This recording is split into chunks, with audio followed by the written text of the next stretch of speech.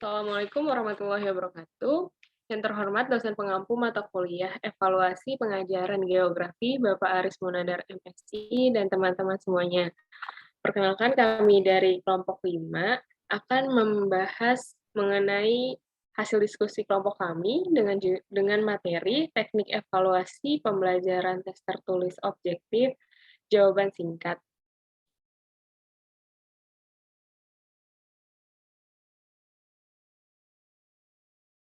Kami beranggotakan 4 anggota dengan anggota yang pertama ada Devita Aunilasari, anggota kedua ada Dewi Kartika, yang ketiga setelah itu ada Mufidah Sofinakia, dan yang terakhir ada saya sendiri yaitu Rafika Triarmati. Pada materi kita saat ini, pokok bahasannya ada 6. Yang pertama ada pengertian dan karakteristik, yang kedua ada kemampuan yang diukur, yang ketiga ada penskoran, yang keempat ada keunggulan dan kelemahan, yang kelima ada kaidah penulisan, dan yang terakhir yaitu adalah contoh jenis soal.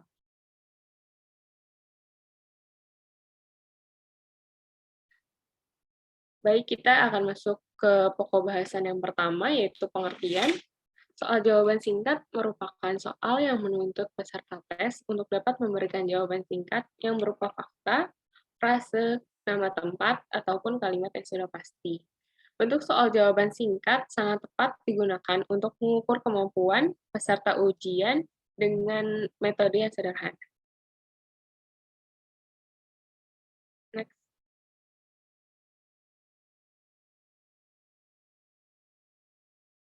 Karakteristik dari tes ini yaitu berupa suatu pertanyaan yang dapat dijawab dengan satu kata, satu formula, kalimat singkat, atau satu kata.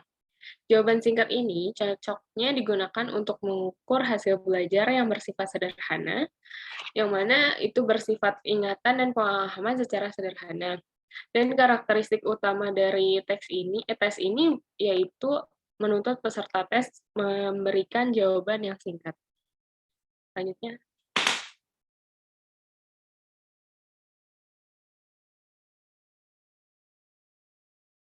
Ya, baik, selanjutnya yang kedua, mengenai kemampuan yang diukur. Jadi di dalam teknik evaluasi pembelajaran yang bersifat objektif ini, khususnya dalam jawaban singkat ini, ada beberapa kemampuan yang bisa diukur gitu dari sisi siswanya kepada gurunya. Yang pertama ini kemampuan menyebut istilah. Contohnya misalkan seperti istilah lain dari negara Indonesia yang dikenal sebagai negara kepulauan. Pastikan jawabannya hanya satu parafrase aja, misalkan negara maritim. Kenapa disebut negara maritim? Mungkin karena Indonesia memiliki garis pantai terpanjang kedua setelah Kanada, seperti itu. Kemudian yang selanjutnya, kemampuan menyebutkan fakta, misalkan seperti fakta bahwa musim di Indonesia hanya memiliki 2 musim, sementara di negara-negara lain di Asia seperti Australia memiliki 4 musim. Selanjutnya yang ketiga itu kemampuan menyebut prinsip. Misalkan seperti prinsip-prinsip geografi yang kita kenal, sebutkan prinsip-prinsip geografi yang kamu ketahui. Misalkan ada 4, harusnya 4, bisa saja guru memberikan 2 prinsip saja, seperti prinsip interrelasi atau korologi, kayak gitu. Selanjutnya, kemampuan menyebutkan metode atau prosedur sesuatu. Yang selanjutnya ada kemampuan memecahkan permasalahan dan melengkapi persamaan. Nah, nanti ini akan dijelaskan merujuk kepada model asosiasi dari jawaban singkat yang melengkapi persamaan. Selanjutnya yang terakhir itu kemampuan menginterpretasi data sederhana. Seperti yang sudah dijelaskan dari pengertian jawaban singkat bahwa yang namanya jawaban singkat ini merupakan suatu pemecahan data sederhana, yang mana nanti jawabannya pun hanya dipastikan dari satu kata saja. Selanjutnya,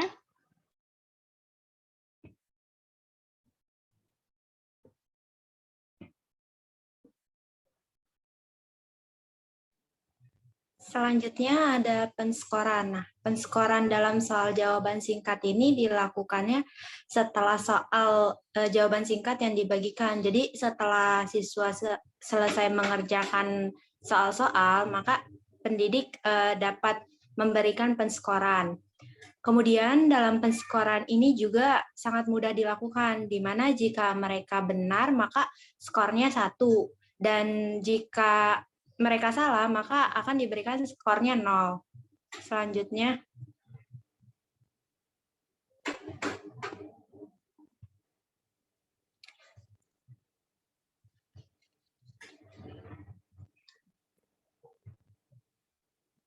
nah, pada tes ini juga ada keunggulan dan juga kelemahan. Yang pertama ada keunggulan, di mana keunggulan ini relatif mudah untuk dikonstruksikan jika jawabannya sudah pasti. Dari jawabannya itu kan sudah sangat singkat dan sederhana. Oleh sebab itu jawabannya sudah pasti dan penskorannya juga lebih mudah. Yang kedua itu cocok digunakan untuk mengukur respons singkat dan sederhana, yang mana seperti misalnya pertanyaan di mana kabupaten dari beberapa negara di Indonesia. Nah, itu jawabannya akan singkat dan juga sederhana. Yang ketiga, cocok untuk mengukur hasil belajar yang bersifat hafalan. Hafalan di sini akan murid-murid akan menjawab sesuai dengan ingatan yang materi yang telah dihafalkan. Selanjutnya cocok untuk mengukur kemampuan pemecahan masalah yang sederhana. Dan yang terakhir, peserta tes harus mengisi jawaban, bukan memilih jawaban. Harus mengisi jawaban ini dimaksudkan mereka harus mengisi sesuai dengan pertanyaan yang ada jawabannya itu singkat dan bukan memilih jawaban. Jika mereka memilih jawaban, maka kemungkinan memilih jawabannya itu jika mereka tidak tahu jawabannya, mereka dapat mengasal jawaban mereka. Selanjutnya,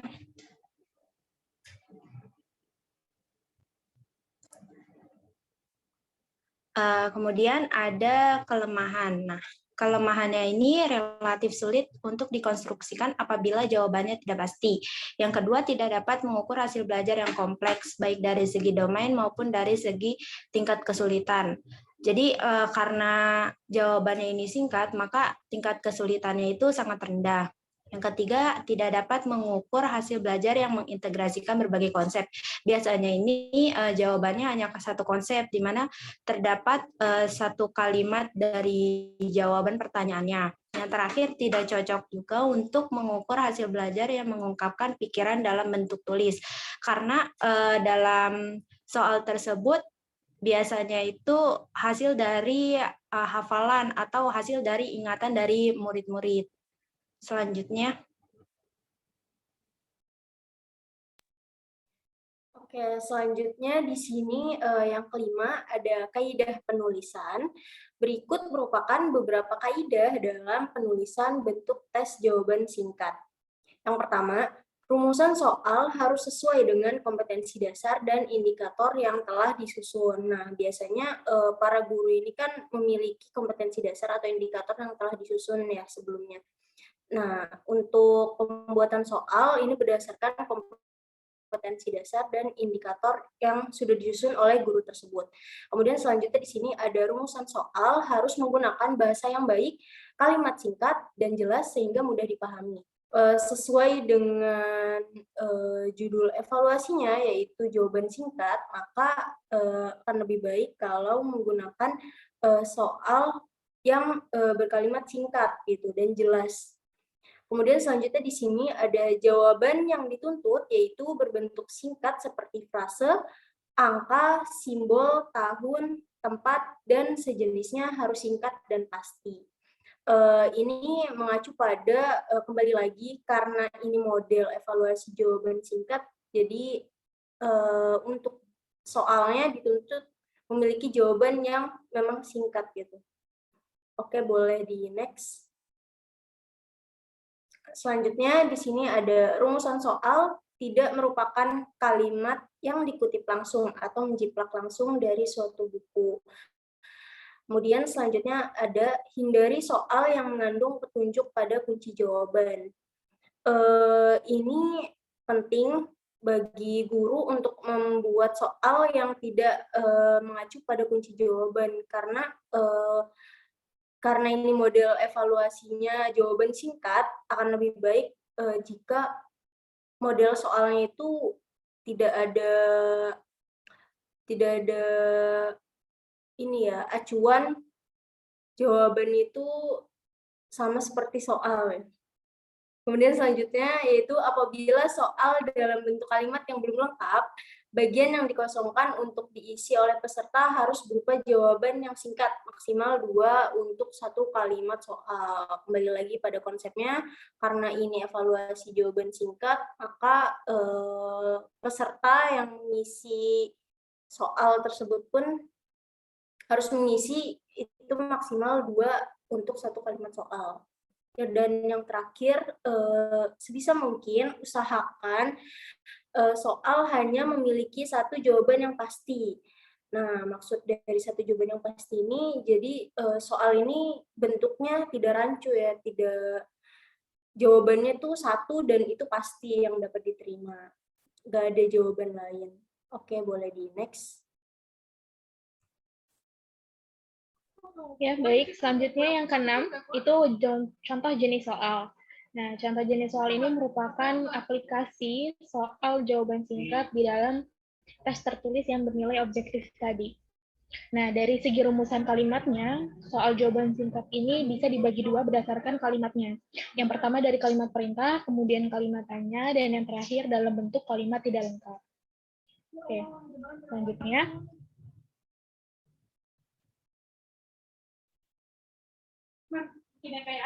Yang pertama itu ada kalimat perintah.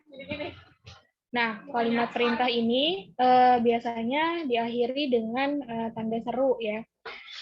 Kemudian kalimatnya ini berupa kalimat langsung, misalkan seperti sebutkan ibu kota dari Sulawesi Utara, atau sebutkan 3 pendekatan dalam studi geografi, ataupun tuliskan perbedaan waktu antara WIT dan WITA, atau tuliskan singkatan dari SIG atau GIS, seperti itu.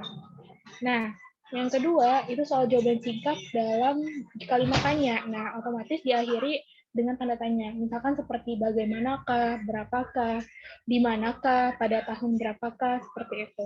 Misalkan kayak berapa panjang garis pantai di Indonesia, pada tahun berapa Aceh mengalami tsunami, dan sebagainya. Selanjutnya yang ketiga ini adalah soal jawaban singkat berupa kalimat yang tidak lengkap.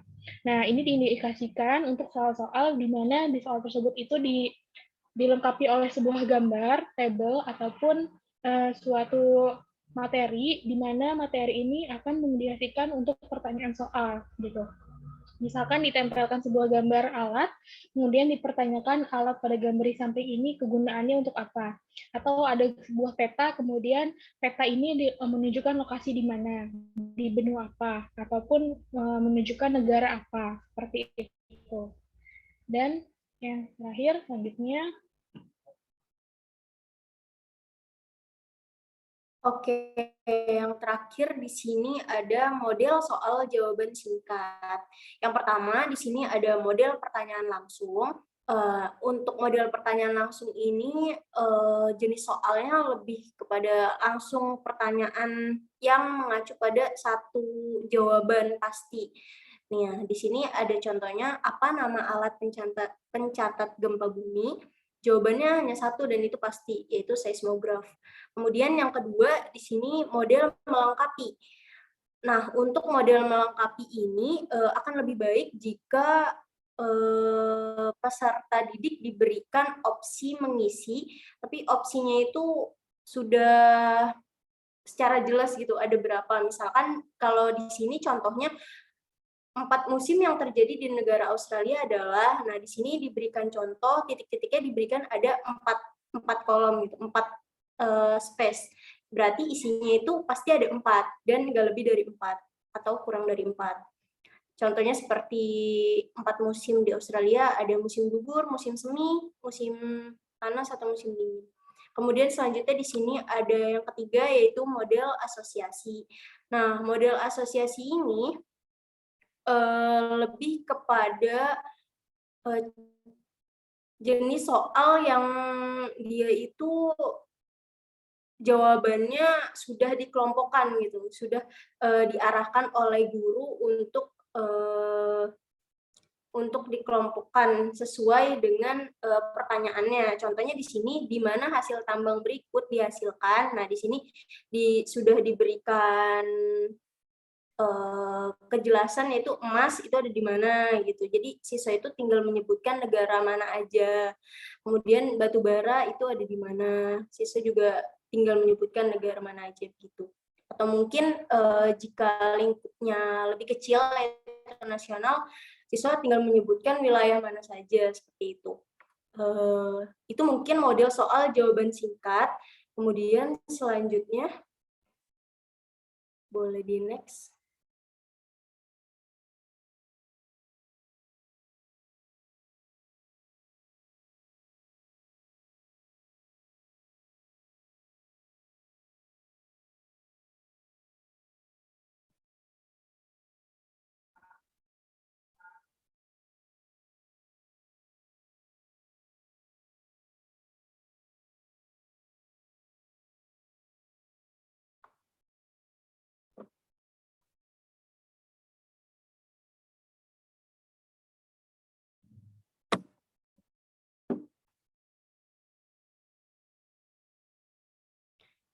Oke, mungkin sekian ini pembahasan terakhir yang kelompok kami bahas.